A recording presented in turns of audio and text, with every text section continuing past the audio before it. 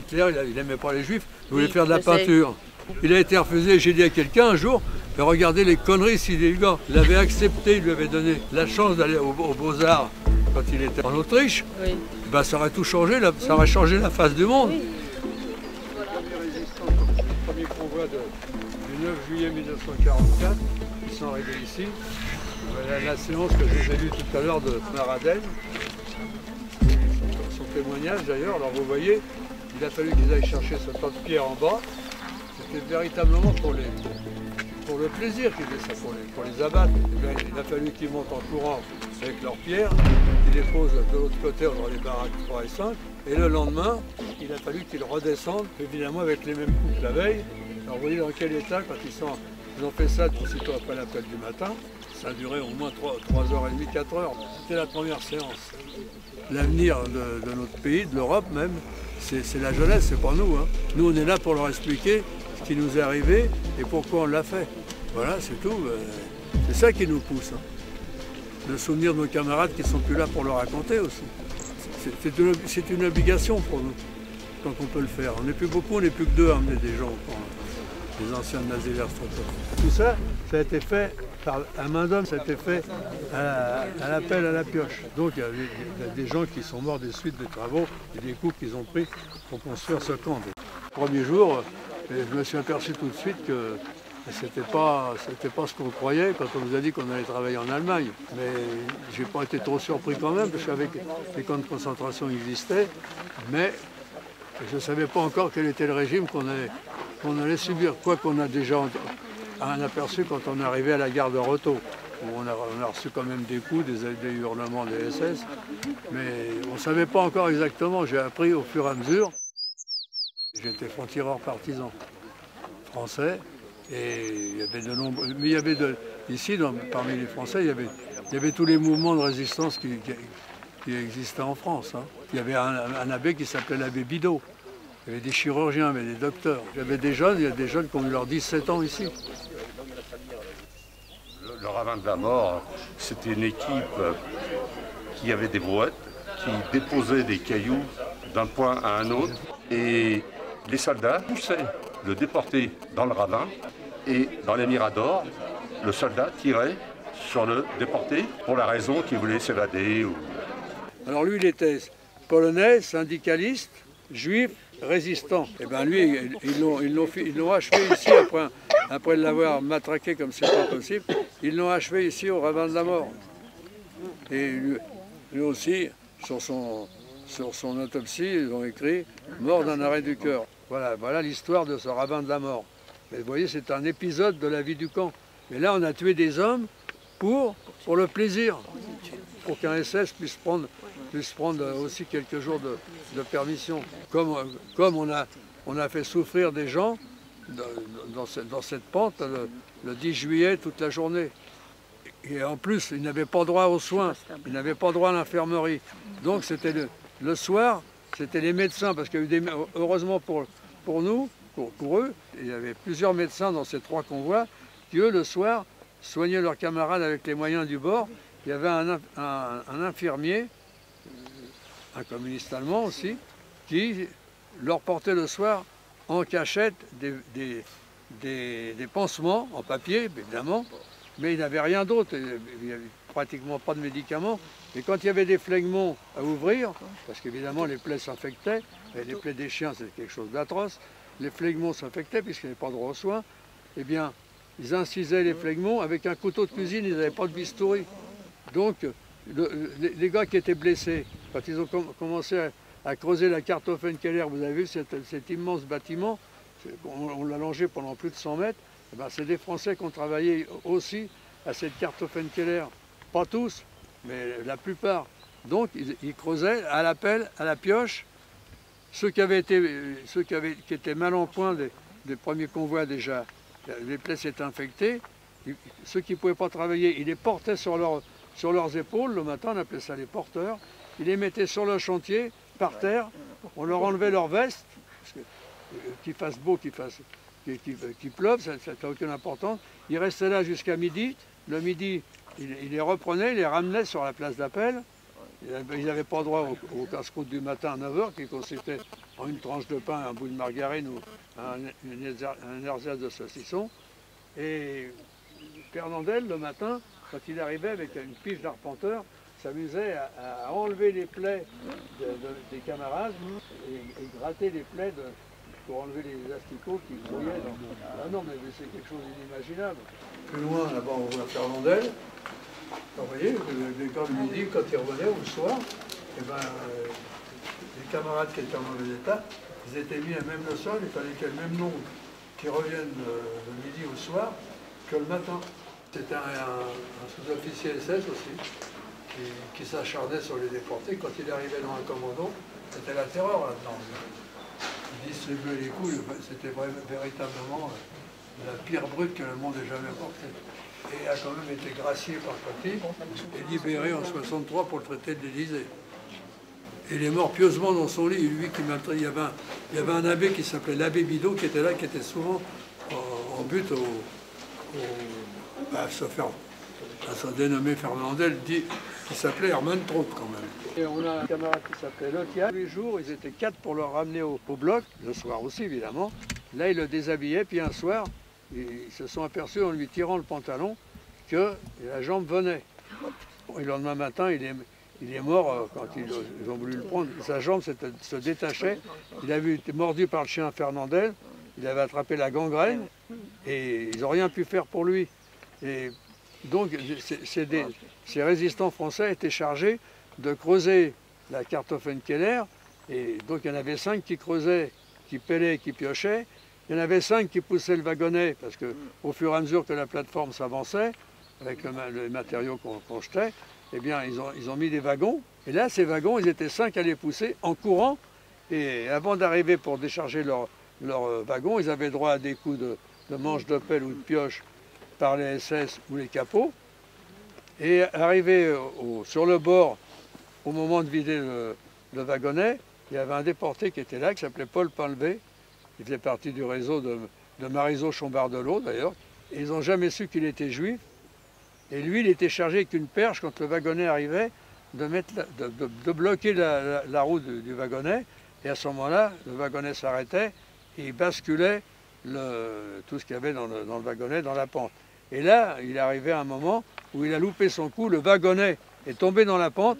Fernandel est arrivé, il y avait un cordon de sentinelle en bas sur le chemin.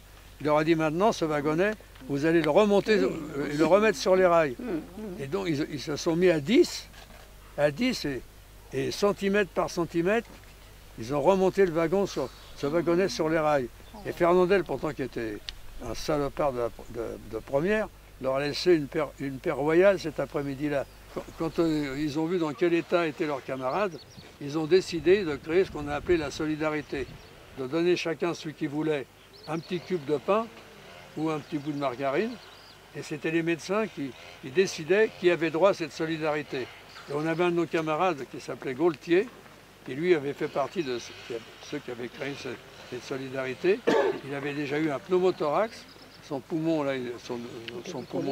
a été pris à nouveau, et les médecins ont décidé que, vu son état, qu'il ne s'en sortirait pas, donc ils lui ont dit, tu es en bonne voie de guérison, on te supprime la solidarité. Il ne l'a pas cru, Gaultier, mais vous savez, l'organisme humain a une résistance comme on ne peut pas s'imaginer. Eh bien, il a continué, il était presque mourant, mais tous les jours, ses camarades le portaient sur le chantier parce qu'il n'avait pas droit à l'infirmerie, il n'avait droit à aucun soin. Et 15 jours après, il était encore en vie. Ils l'ont redonné la solidarité et il est mort il y a quelques années. Ici, on n'était plus que des numéros, on n'était plus rien. Donc le matin, on était vivant, on n'était pas sûr d'être vivant le soir. En plus, avec les 2 lettres NN dans le dos, on était catalogués tout de suite. Après, quand on partait en commando, on était habillés en rayé. Là, on ne savait plus, parce qu'il y avait des Polonais, il y avait tout dans les commandos qui partaient. Donc là, à part le triangle rouge qui nous désignait comme politique, on ne savait pas si on était Nartoun-Nebol ou autre. On nous a dit, vous rentrez par la porte, vous sortirez par la cheminée. Bon, la cheminée, vous savez, les gens se focalisent sur le crématoire. Ils vont voir le crématoire, c'est marrant ça, mais le crématoire, c'est la fin. Il faut se poser la question, comment ils sont arrivés là? C'est ce que je leur dis, moi. Le crématoire, c'est rien. Et ceux qui meurent là aujourd'hui, il y en a encore beaucoup qui se font cramer, comme on dit. Moi non, j'irai me faire enterrer comme ça. Si un jour on ressuscite, je serai en bon état, quoi. C'est pas évident. Avant qu'on parte au travail, on était en quarantaine. Et une fois qu'on avait été à l'appel, alors vous voyez l'appel, c'était un Tchèque qui s'appelait Joseph, son nom j'en sais rien, un mec baraqué comme c'est pas possible, il faisait plus d'1,90 m.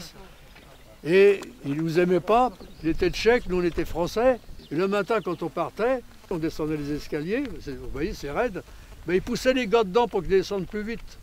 Et on était mal chaussés. Et en plus il prenait son élan, il avait un goumi qui était long comme ça, alors il fallait pas se tenir derrière et pas se tenir devant, parce qu'il tapait, il n'en avait rien à foutre. Lui. Et après, donc on partait, on allait à l'appel. Ensuite, ceux qui allaient en commando partaient, se mettaient en rang. Et les autres, eh ben, suivant d'abord il y avait les Stoubedins qui faisaient le ménage dans les deux chambrées. Et nous, on était parqués là, ceux qui ne travaillaient pas. On était parqués là et on rentrait dans le bloc suivant le bon plaisir du chef de bloc. Alors, ce qui faisait mauvais temps ou autre, qu'il pleuve ou autre, eh bien, on restait là. Et le plus dur, pour ceux qui restaient là toute la journée, il y en avait qui ne travaillaient pas. Et bien, qu'est-ce qu'ils faisaient? Ils se racontaient des histoires, des menus surtout. Eh bien, à entendre des gens à longueur de journée parler de nourriture, de menus, ça vous fait travailler les papilles gustatives, et c'est très mauvais pour l'organisme, ça. Oui. Surtout. Et là, c'est démoralisant comme c'est pas possible. Dans la nuit du 31 août au 1er septembre, on a quand même assassiné pendant toute la nuit les 107 membres du réseau Alliance qui étaient à la Broc, donc au camp de Schirmeck. On les a fait monter par petits groupes dans les camions et toute la nuit on les a exécutés et en même temps ils ont exécuté, je crois, 43 membres du réseau du maquis Alsace-Vosges qui avaient été attaqués par les SS parce que le camp avait eu des contacts avec l'extérieur et il était prévu qu'un maquis, ce maquis devait venir attaquer le camp, faire diversion, de façon à essayer de nous évader. Mais les SS ont été au courant de cette chose-là. Eh bien, ils ont attaqué ce maquis. Ceux qui n'ont pas été tués ont été ramenés ici. Et dans cette nuit du 31 août au 1er septembre, on a assassiné également ces 43 membres, ces 43 maquisards. Il y a deux plaques à l'intérieur quand on rentre dans le crématoire. Il y a deux plaques avec les noms de toutes ces personnes qui ont été assassinées cette nuit-là. Évidemment, ça a été fait par les SS. Les responsables du crématoire ont été confinés dans leur chambre, interdiction de sortir. Ils ont réussi à avoir quelques trucs. Et Max Nevers, qui travaillait aux cuisines, ce soir-là, a été chargé, pendant la nuit, de descendre du café, je dis bien du café au SS, qui était au crématoire. Et il a entrevu un peu ce qui se passait. Mais il a été obligé tout de suite de remonter parce qu'il ne fallait pas de témoins. Et pendant plusieurs jours, la cheminée a craché, parce qu'il a fallu brûler les cadavres. Il y avait cette odeur spéciale quand on brûle, qu'on avait encore, quand je passais des fois par Ivry, il y avait une fabrique de jambon, et bien il y avait aussi cette odeur, quand il brûlait, il y avait cette odeur ça me rappelait cette odeur qui sortait de la cheminée, quoi. Parce que déjà, ceux qui étaient en liberté, ils avaient du mal à trouver des cafés. Ça devait être de l'orge ou quelconque, mais c'était bouillant quand ça arrivait. Donc on passait les gamelles, il y avait il n'y avait pas beaucoup de lumière. On passait les gamelles. Comme c'était bouillant, on ne pouvait pas les boire trop vite, mais il fallait quand même se dépêcher. Mais on ne pouvait pas se permettre de passer une deuxième fois la gamelle, le temps qu'il avait servi tout le monde. Celui qui était au bout, à la rigueur, il pouvait avoir fini une gamelle et essayer de la repasser. Non, c'était compté. Il comptait le nombre de gamelles qui servaient quand même. Alors, vous voyez la longueur de la table. Bon, bah, c'était là qu'on prenait nos repas. Le matin, on avait donc cette boisson chaude. Et si on avait réussi à garder un peu de pain de la veille au soir, on pouvait. Mais c'était très compliqué parce que essayer de garder son pain le soir, pour le lendemain matin, on risquait d'être volé la nuit pendant qu'on dormait, parce qu'il y avait quand même des gens qui volaient. C'est terrible, ça. C'est pour ça que quand on en prenait un, il comprenait sa douleur. Mais enfin, il n'y a pas eu trop de vols dans le bloc où j'étais. Par contre, en Allemagne, oui, il fallait se méfier. On était mélangés avec des diverses nationalités. Donc, il valait mieux manger son pain le soir que l'en garder pour le lendemain matin. Le midi, on avait une gamelle de soupe. Oui, c'était de la soupe infecte. Mais enfin, on la mangeait quand même. Hein. Il y avait des bouts de rutabaga dedans ou des morceaux de carottes ou autre. Un peu plus épaisse le dimanche, parce que c'était dimanche. Et puis le soir, c'était toujours la ration de pain avec ou de la margarine ou un ersatz de saucisson. Par contre, il y avait, les cuisines, c'était bien structuré. Ils arrivaient de temps en temps à faire passer dans un bloc c'était un roulement qui se faisait, un supplément de soupe. Donc ce soir-là, on voyait la vie un peu plus en rose, on pouvait voir la vie en rose. J'étais à une table de prisonniers de guerre soviétiques et le chef de table, tous les soirs, on n'avait pas de toilette, tous les soirs, il y avait une corvée, il y avait deux demi-bidons dans le bloc où on allait uriner la nuit. Pas question de faire les gros besoins, il ne fallait pas se faire prendre surtout. Et là, ce soir-là, j'étais à une table, on était 3 Français, et le restant c'était des Russes. Et les Russes ont refusé d'aller chercher les bidons. Et Vassili, le chef de table, nous a demandé, à mon camarade Émile et moi, si on voulait aller chercher les bidons. On y a été, sans rien dire. On y a été, on a ramené le bidon à 2, et on est monté se coucher. On était sur le troisième étage. Et là, qu'est-ce qu'on voit revenir, peut-être 20-25 minutes plus tard, des cuisines, Vassili, avec deux gamelles de soupe blanche épaisse, qui étaient destinées à l'infirmerie. Et il nous a donné ça le soir, juste avant que le couvre-feu sonne. Il nous a donné ça, mon camarade et moi. Ce soir-là, j'ai vu la vie en rose.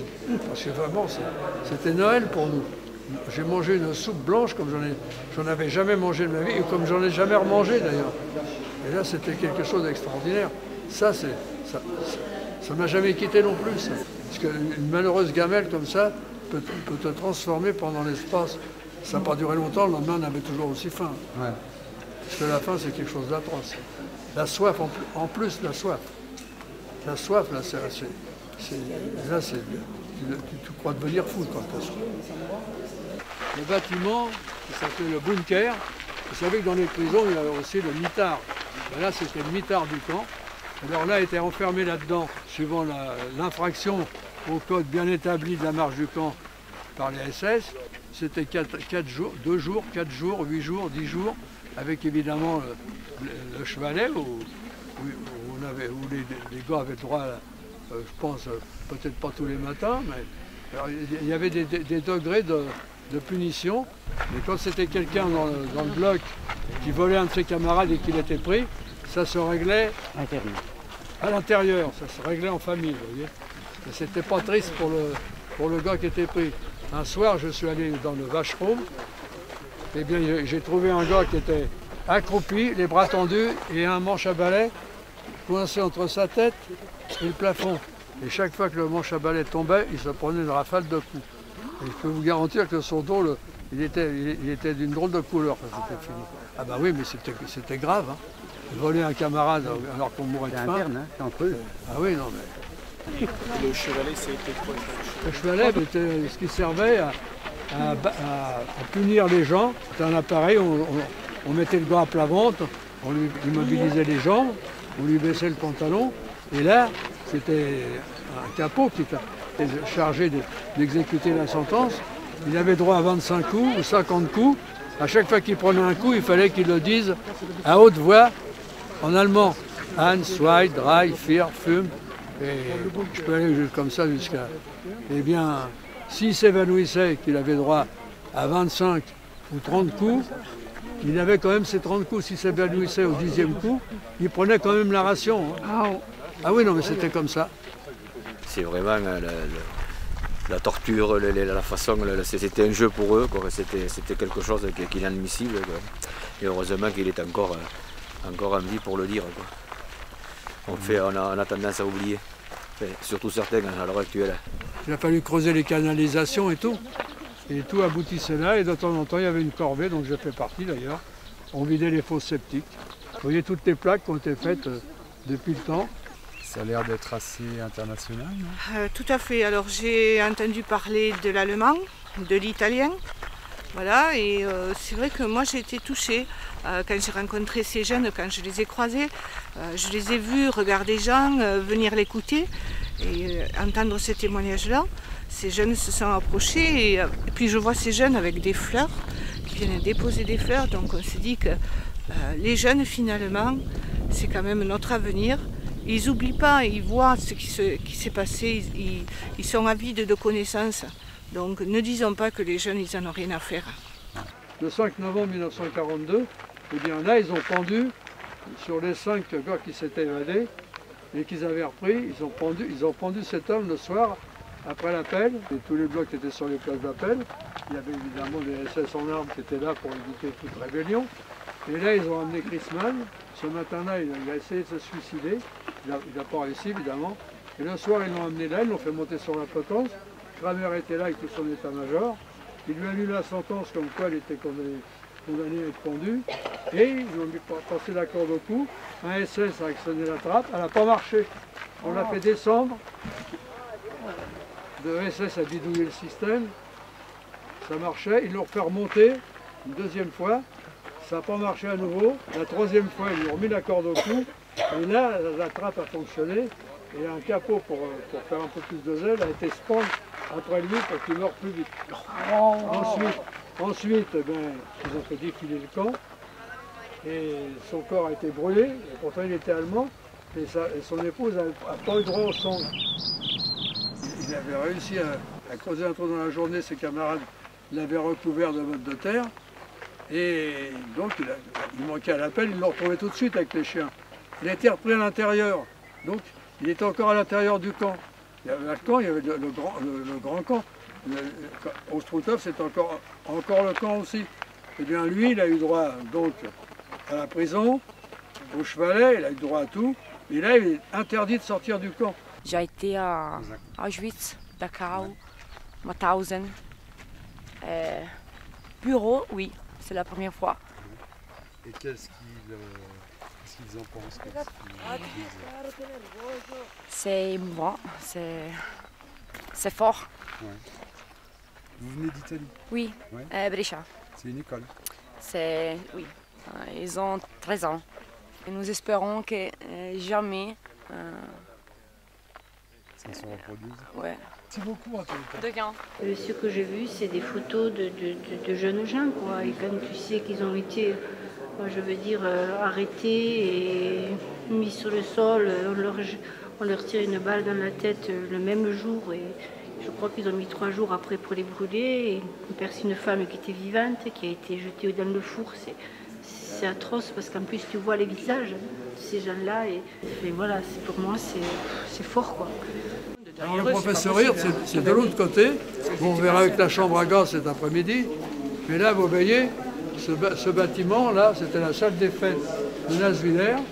Quand les SS ont réquisitionné le coin, il est arrivé un deuxième convoi qui était un peu moins abîmé. Ils les ont parqués plusieurs jours au camp. Et c'est en 1943, ça, fin 1943. Les ont un peu mieux nourris pendant quelques jours et les ont ramenés le soir par groupe de 9 ou 10, j'en sais rien, 12 peut-être. Il y en avait 86. Ils leur ont fait croire qu'ils allaient être mutés ailleurs, qu'il fallait les désinfecter et autres, qu'il fallait qu'ils prennent une douche. Et avant qu'ils s'aperçoivent qu'il n'y avait pas de pomme de douche au plafond, la porte était refermée parce que c'était le plus cruel dans cette chambre à gaz, c'est qu'il n'y avait pas de pommes de douche. Donc, à Auschwitz-Birkenau, il y avait des pommes de douche. Ouais. Et on leur disait avant qu'ils rentrent, on leur disait vous allez prendre la douche parce qu'après on va vous donner du travail. Il y avait des crochets dans cette chambre, dans cette salle. On leur disait regardez bien où vous accrochez vos vêtements pour les retrouver en sortant. Et ils étaient confiants, ils croyaient qu'ils allaient prendre une douche. Ils rentraient dans cette grande salle qui était immense. Hommes, femmes, enfants, ceux qui n'étaient pas bons à travailler. Et là, ils croyaient dur comme fer qu'ils allaient prendre une douche, il y avait des pommes de douche. Alors que là, il n'y en avait pas. C'était affreux ça. Et quand c'était fini, eh bien Kramer, c'était Kramer qui était le commandant du camp à l'époque, bon, il faisait évacuer, il y avait un ventilateur qui évacuait l'eau des douches. Il fallait nettoyer, enlever tous les déjections de ceux qui venaient d'être gazés, remettre la chambre en bon état et on refaisait venir, ça se passait toujours le soir ça, et on refaisait venir une fournée et ils recommençaient la même cérémonie à chaque fois. Et moi j'ai vu un jour descendre, j'étais en bordure, on fabriquait un jardin le long de la route, j'ai vu descendre un camion Latil avec un Zigane dessus. Ils l'ont amené à la chambre à gaz, ils ont dû faire une expérience sur lui, mais je ne me souviens plus de l'avoir vu remonter. Et ils ont fait pareil pour le typhus.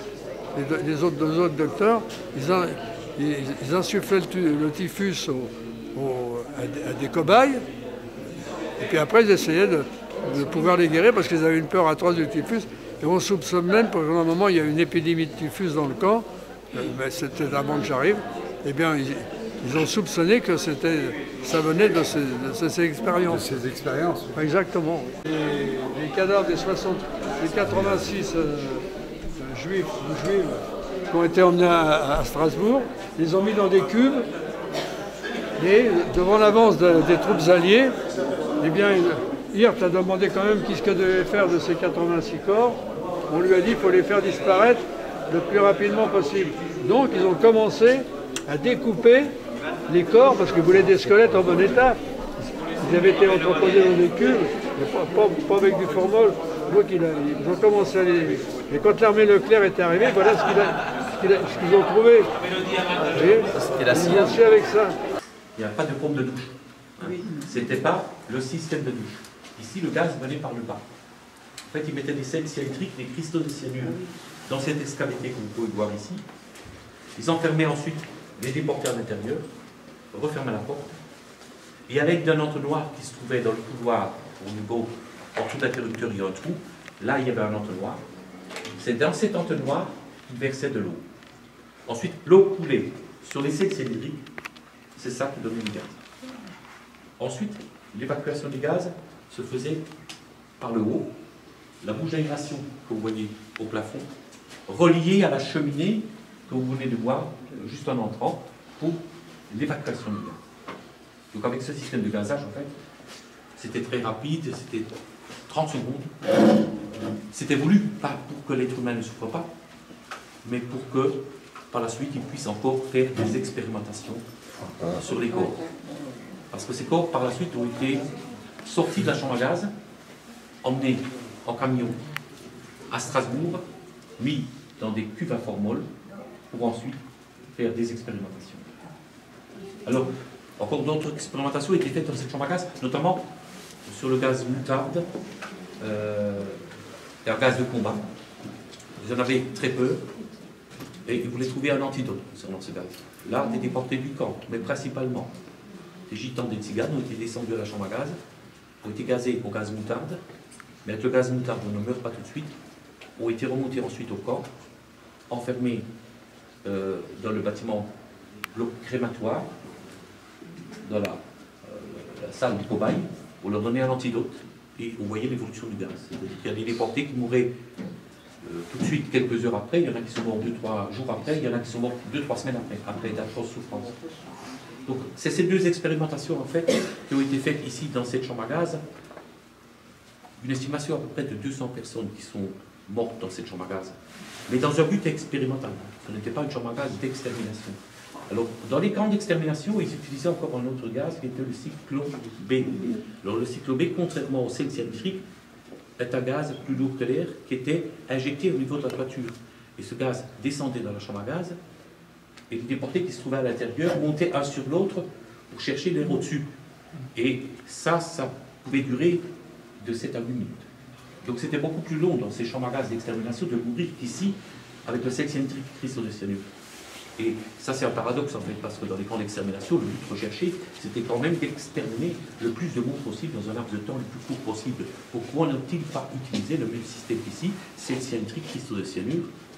Tout simplement parce que le sel cyanhydrique cristaux de cyanure était beaucoup trop cher par rapport au cyclone B. Donc c'était juste une question de budget. Et au Père-Lachaise, il y a exactement le même gisant qu'ici. Bon, ici nous nous trouvons à la Sablière. Et la stèle a été mise en place à la mémoire des résistants de toute nationalité de Ballesdorf et environ, exécutés par les nazis de 1941 à 1944. Nous allons observer une minute de silence. Vous allez voir que c'est long, une minute. C'est 5 heures de calvaire comme l'ont vécu nos camarades du premier convoi en 1943. Imaginez-vous ce que ça peut rendre. Donc, minute de silence. Loin dans l'infini s'étendent les grands prés marécageux. Pas un seul oiseau ne chante dans les arbres secs et creux. Aimer, aimer, aimer. Merci de m'avoir écouté.